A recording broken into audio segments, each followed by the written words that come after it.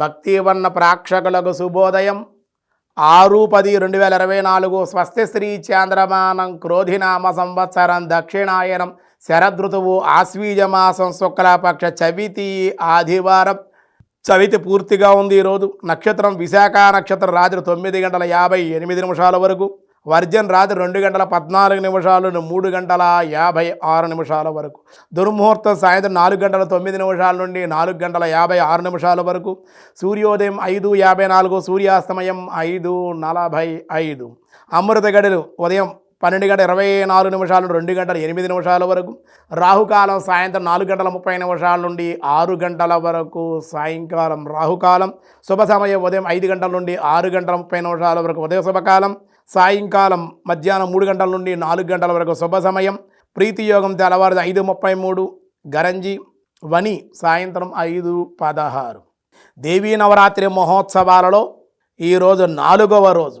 ఈ 4వ రోజు మనకి శైవ క్షేత్రాల్లో శ్రీశైలంలో ఈరోజు మనకి కూష్మాండాదేవిగా, చవితి కాబట్టి కూష్మాండాదేవిగా అమ్మవారిని ఆరాధిస్తూ ఉన్నారు. ఇవిడ ఎలా ఉంటుందంటే సుర సంపూర్ణ కలసాం రుధిరాప్లోతమేవచ దదానం హస్త పద్మాభ్యాం కూష్మాండాం శుభదాస్తుమి అన్నారు. కూష్మాండాదేవి విశేషమైన శక్తివంతమైనటువంటిది.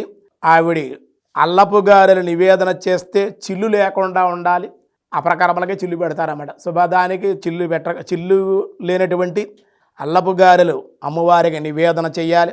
ఇక తిరుమలలో స్వామివారి దివ్య బ్రహ్మోత్సవాలలో అయిన దివ్య వాహనారుడై ఆ వెంకటాచలపతి వైకానస ఆగమోక్తంగా జరిగే దివ్య క్షేత్రంలో 4 మాడవీధుల్లో స్వామివారి దివ్య వాహనారుడై సంచరిస్తూ ఉన్నారు. ఇక మనకి నవరాత్రి మహోత్సవాలలో ఈరోజు 4వ రోజు లలితా త్రిపుర సుందరీదేవిగా విజయవాడ మొన్న అనేక క్షేత్రాలు లలితా త్రిపుర సుందరి అమ్మవారు ఉన్నారన్నమాట. లలితా త్రిపుర సుందరీదేవిగా ఈ లలితా త్రిపుర సుందరీదేవి విశేషమైనటువంటి అలంకరణ చేసుకోవాలి. అమ్మవారికి గోల్డెన్ కలర్, బంగారపు రంగు, అలాగే గులాబీ రంగు, అలాగే ఆరెంజ్ కలర్, బంగారపు వర్ణంలో ఉన్న చీర అమ్మవారి కట్టడం జరుగుతుంది. అమ్మవారికి కదంబ వనవాసిని కదంబ పుష్పాలతో పూజ చేయడం, చాలా తులసి పత్రాలు, గులాబీ పువ్వులు, కదంబ పుష్పాలతో అమ్మవారిని ఆరాధించాలి. కొబ్బరి అన్నం, పులిహోర, కదంబం అమ్మవారికి నివేదన చేస్తే చాలా మంచిది అని మన పెద్దలు సాంప్రదాయం ప్రకారంగా చెప్పడం జరిగింది. అమ్మవారు చాలా లలితా త్రిపుర సుందరి. లలిత అంటే ఎవరండి? లలితా త్రిపుర సుందరి అంటే ఏమిటి మనకు తెలియాలి. ఓం లలితా త్రిపుర సుందరి దేవ్యే నమః లేదా శ్రీమాత్రే నమః అనుకోవాలి. మనకు అష్టోత్తరం రాకపోయినా ఏ రోజు ఆ నవరాత్రుల్లో ఆ దేవతను తలుచుకోవడం, ఓం శ్రీ లలితాయే నమః అనుకుంటే 108 సార్లు అనుకుని పసుపు కుంకుమ వేయవచ్చు. శ్రీమాత్రే నమః అంటే అందరూ వచ్చేస్తారన్నమాట. కనుక లలితా త్రిపుర సుందరి స్వామి త్రిపురాసురు సంహారం చేశారు కాబట్టి పరమశివుడికి త్రిపుర సుందరుడు అని పేరు. ఆయన భార్యను ఏమంటారండి? త్రిపురేశ్వరి. ముఖ్యమంత్రి గారు ఉంటే ముఖ్యమంత్రి భార్యను ఏమంటారు? ముఖ్యమంత్రి, సీఎం గారి భార్య, ముఖ్యమంత్రి గారి భార్య. అలాగే స్వామి త్రిపురాసుర సంహారం త్రిపురేశ్వరుడు అయ్యారు, త్రిపుర సుందరుడు. మరి ఆయన భార్య అవుతుంది త్రిపుర సుందరి. మనస్సు, బుద్ధి, ఆత్మ ఇవన్నీ చెప్పారు. ఆ రకంగా కూడా ఆలోచించుకోవచ్చు మనం. త్రిపురాలకి ఆవిడ అధిష్టాన దేవతగా కూడా చెప్పవచ్చు. అటువంటి అమ్మవారిని ఈవేళ లలితా త్రిపుర సుందరి దేవిగా ఉంది కాబట్టి అమ్మవారిని ఏమంటున్నామంటే ప్రాతస్మరామి లలిత వదనారవిందో బింబాదరం పృదిల మౌక్తిక శోభనాశం ఆకర్ణ దీర్ఘనయనం మణికుండలాడ్యో మందస్మిగ మృదు మధోజ్వల పాలదేశం అని చెప్పారు. ప్రాతస్మరామి లలితా వదనారవిందం. తల్లి, ప్రాతకాలంలో నిన్ను స్మరిస్తున్నానమ్మా, వందనాన్ని సమర్పిస్తున్నాను కాబట్టి నన్ను అనుగ్రహించు. కాబట్టి బింబాదరం పృదిల మౌక్తిక శోభనాసం. ఎర్రటి పెదవులు కలిగి ఉంటుంది అమ్మవారు. తాంబూల సేవనం చేస్తుంది కాబట్టి దొండపండు వంటి తెల్లటి పెదవులు కలిగినటువంటి తల్లి. నాసికంతో చెవులు వరకు పొడవైన కన్నులతో ఆకర్ణ దీర్ఘ నయనం మణికుండలాఢ్యం.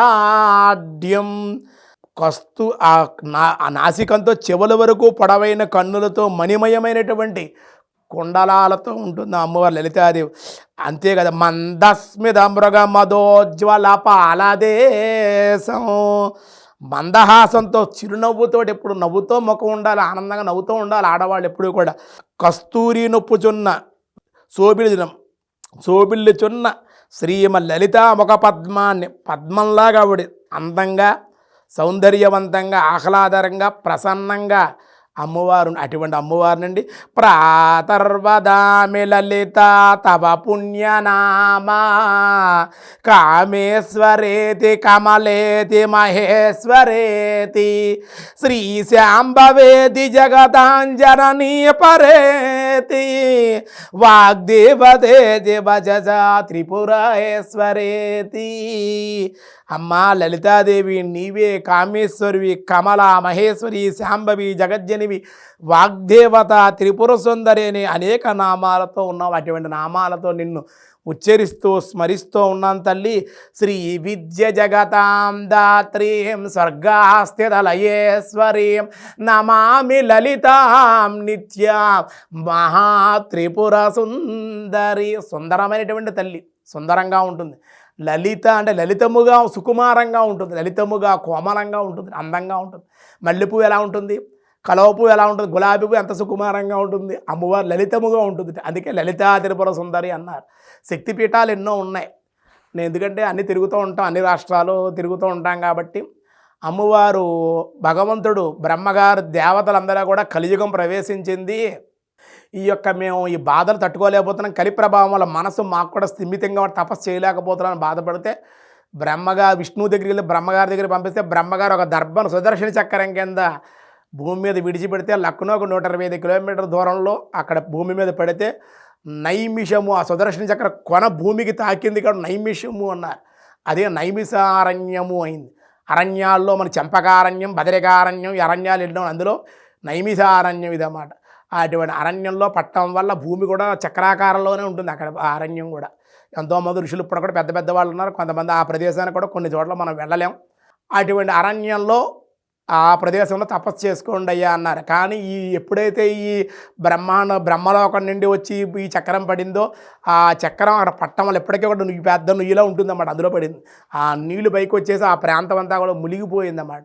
అప్పుడు అందరూ కూడా అమ్మవారిని వేడుకోండి అయ్యా అంటే లలితాదేవిని వేడుకుని అమ్మవారిని జగన్మాతను ప్రార్థిస్తే లలితా స్వరూపంలో ముఖం అక్కడ పడింది. ఆవిడ శక్తిక్షేత్రాల్లో 108 క్షేత్రాల్లో ఒకటన్నమాట. ఆ లలితాది చిన్న ముఖం ఇంతే ఉంటుంది అన్నమాట. అమ్మవారు చాలా బాగుంటారు అమ్మవారు. అక్కడ శక్తివంతమైన క్షేత్రం అన్నమాట. అక్కడ ఆ అమ్మవారి ముఖం ఇంతే ఉంటుంది, అక్కడ పడింది. ఆవిడ ఈ నీళ్ళలన్నీ కూడా లేకుండా చేసి భూమిని ఆ జలం లేకుండా చేసి ఆ కష్టం లేకుండా చేసి లలితా త్రిపుర సుందరీదేవిగా అప్పటికి కూడా అక్కడ వెలిసి ఉందన్నమాట. దివ్యక్షేత్రాల్లో శక్తిపీఠాల్లో లలితా శక్తిపీఠం నైమిషారణ్యంలో ఉంది. ఇలా ఎన్నో చోట్ల అనేక రూపాలతో లలితాదేవి ఉందన్నమాట. అటువంటి అమ్మవారు ఈవేళ లలితముగా కోమలంగా అటువంటి ఆవిడని ఆరాధించేవారు కూడా అలాగే ఉంటారు. మీరు చూడండి, లలితా ఉపాసకులు ఉంటారే ఆడవాళ్ళు, వాళ్ళు చూడండి లలితాదేవిలాగే ఉంటారు. సౌందర్యవంతంగా ఉంటారు, మాట్లాడే విధానం బాగుంటుంది, నెమ్మదిగా మాట్లాడతారు, నెమ్మదిగా చూస్తారు, నెమ్మదిగా మాట్లాడతారు, కోపం పడరు, ఉద్రేకం ఉండదు. లలితా ఉపాసనలో ఉన్న శక్తి అది. దాంపత్యం బాగుంటుంది, కోప స్వభావం తగ్గుతుంది, ఈర్ష్య అసూయ గుణాలు ఉండవు, మంత్రశక్తి ఉంటుంది, వాక్శక్తి ఉంటుంది వాళ్ళ దగ్గర. నేను చాలామందిని చూసాను లలితా ఉపాసకులతో, పెద్ద పెద్ద వాళ్ళతో మాట్లాడటం కూడా జరిగింది. మాతాజీలు మనకు చాలామంది, కొంతమంది 4 చేతులు కలిగినటువంటి వాళ్ళు యోగిని దేవతలు ఉంటారు. అటువంటి వాళ్ళు లలితా ఉపాసకులు కూడా ఉన్నారు.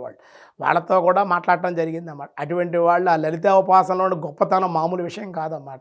అది మనకు వాళ్ళు యమునోత్రి, గంగోత్రి, బద్రీనాథ్, కేదార్నాథ్ క్షేత్రాల్లో మనకి యోగం ఉంటే వాళ్ళు తారసపడతారు. మనకి ఆ యోగం కలిగింది, మా అదృష్టం అమ్మవారి దయ వల్ల కలిగింది కనుక మనకు ఆ కేదార్నాథ్ గురించి ఆవిడ చెప్తే కనుక మనకు తెలియలేదు.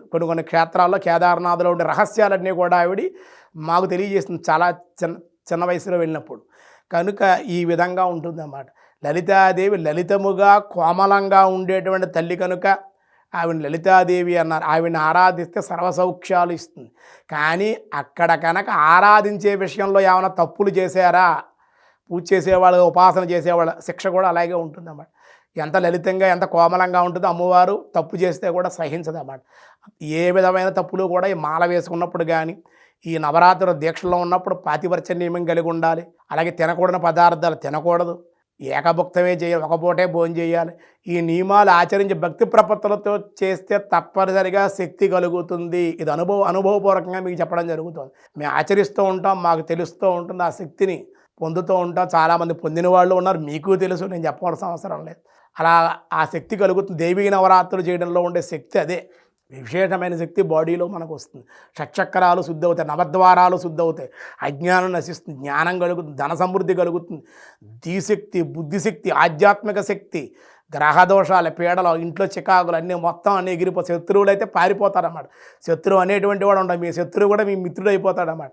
అంత శక్తి దేవీ నవరాత్రుల్లో ఈ విధంగా ఆరాధన చేసి ఇంట్లో తప్పనిసరిగా ఆరాధన చేయండి. అఖండ దీపారాధన చేయగలిగితే చేయండి, చేయలేకపోతే ఉదయం సాయంత్రం ఆవునే దీపారాధన, వల్ల దీపారాధన చేసుకొని దేవాలయంలో మటుకు వెళ్ళండి. మీకు దగ్గరగా ఉండే దేవాలయంలోకి వెళ్ళి ఆ అవతారాన్ని చూసి దర్శనం చేసి నమస్కారం చేసుకుంటే చాలా మంచిది అన్నమాట. ఏ అవతారంలో నా అమ్మవారిని చూసుకుంటే దర్శనం చేసుకుంటే చాలా విశేషమైన శక్తి కలుగుతుందన్నమాట. నమస్కారం చేసుకుని రండి, ఈ విధంగా చేయండి.